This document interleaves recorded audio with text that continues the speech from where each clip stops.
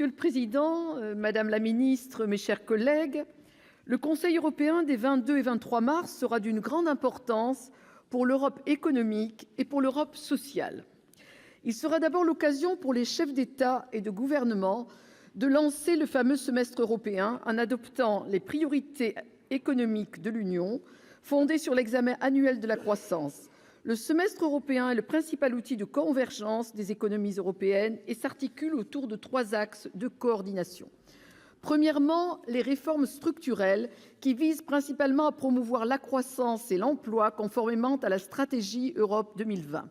Deuxièmement, les politiques budgétaires dans le but d'assurer la viabilité des finances publiques conformément au pacte de stabilité et de croissance. Enfin, la prévention des déséquilibres macroéconomiques excessifs. Sur ce point, je me réjouis de la récente décision de la Commission européenne de sortir la France de la catégorie des pays à déséquilibre macroéconomique excessif pour la première fois depuis 10 ans.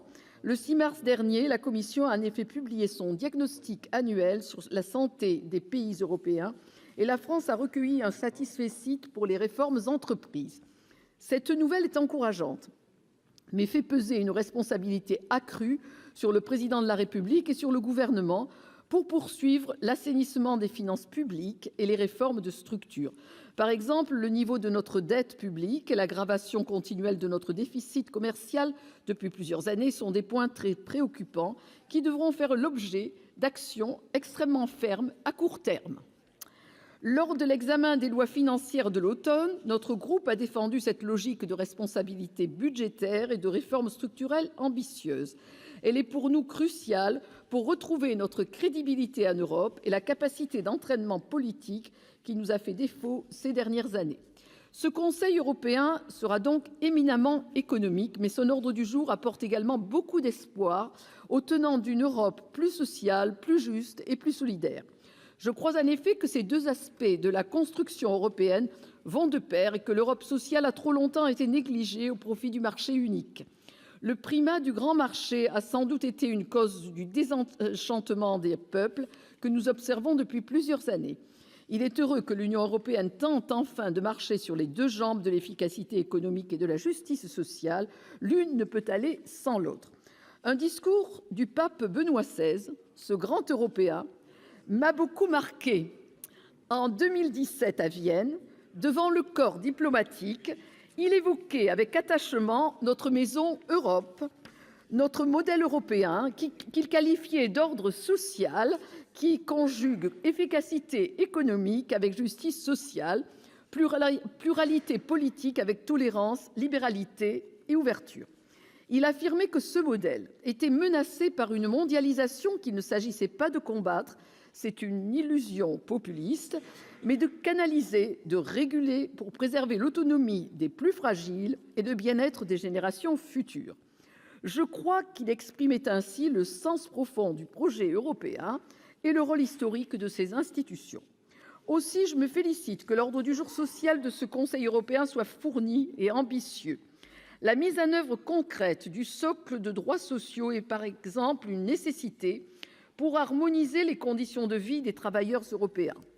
La proposition de création d'une autorité européenne du travail et pour l'accès à la protection sociale est également une bonne initiative de la Commission. Elle permettra de remédier aux failles du marché unique tout en exploitant tout son potentiel pour la mobilité des travailleurs. Sa mission sera d'encourager la coopération des États membres en matière réglementaire, d'échange d'informations et de médiation. Dans la continuité de l'initiative du président de la République sur le travail détaché, la France devra soutenir la création d'une institution puissante et efficace au mandat élargi. En matière de fiscalité numérique, c'est toujours cette idée d'un équilibre entre l'efficacité économique et la justice fiscale qui devra présider aux mesures qui seront présentées lors du prochain Conseil européen. Ce dossier est complexe. Il inclut de nombreux facteurs dans un environnement technologique changeant. Il impose de trouver un équilibre politique entre encouragement de l'innovation et juste contribution aux charges communes. Les plus grands économistes du monde, dont le prix Nobel français Jean Tirole, ont admis que la fiscalité de l'économie numérique est un grand défi contemporain. Il s'agit bien ici de prendre en compte des modèles économiques en réseau qui échappe par nature à la territorialité de l'impôt et qui profite de surcroît de la concurrence fiscale entre les États membres de l'Union. Cette question est l'exemple parfait de pourquoi nous avons besoin de plus d'Europe. Seule une Union européenne unie, solidaire et parlant d'une seule voix sera capable de peser face aux géants du numérique américain et demain chinois. Je terminerai donc par ce dernier point. L'Europe doit être plus efficace, je l'ai dit. Elle doit être plus juste, je l'ai rappelé. Mais elle doit être également plus unie et plus forte pour défendre ses valeurs et ses intérêts dans le monde. Avec le départ du Royaume-Uni, la France doit plus que jamais entraîner l'Union européenne vers un avenir de puissance, notamment avec nos partenaires et amis allemands. Le 55e anniversaire du traité de l'Élysée, que nous avons fêté il y a 2 mois, a d'ailleurs démontré la volonté du président de la République et de la chancelière allemande de relancer le projet européen grâce à la force motrice indiscutable du couple franco-allemand. Pour autant, l'Union européenne compte 28, bientôt 27 États membres et chacun aura un rôle essentiel à jouer afin que nous puissions incarner une véritable Europe puissance.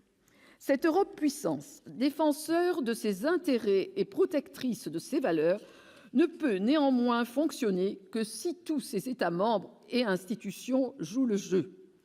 J'en veux pour preuve la récente nomination de Martin Selmayr au poste de secrétaire général de la Commission européenne, dans des conditions inacceptables qui jettent une ombre sur le projet européen. Le président du groupe Les Indépendants, Claude Malhuret, l'a d'ailleurs parfaitement expliqué lors de sa question au ministre de l'Europe et des Affaires étrangères la semaine dernière. À l'aube des élections européennes, cette nomination dans des conditions obscures est un cadeau aux europhobes qui vont dénoncer l'opacité, les manœuvres internes et le manque de démocratie qu'ils reprochent à l'Europe. Il est absolument nécessaire que la France conteste cette nomination lors du prochain Conseil européen en dénonçant le manque de transparence de la procédure ainsi que la surreprésentation de l'Allemagne au sein des postes clés des institutions de l'Union. Sans hurler avec les loups populistes et eurosceptiques, les partisans de la construction européenne doivent avoir le courage de critiquer ceux qu'ils aiment et qu'ils défendent. Non pas dans une critique abrasive, destructrice, haineuse, celle des europhobes, mais dans une critique constructive et bienveillante, avec l'idée de rebâtir la maison Europe sur des fondations plus fermes et plus durables. Je vous remercie.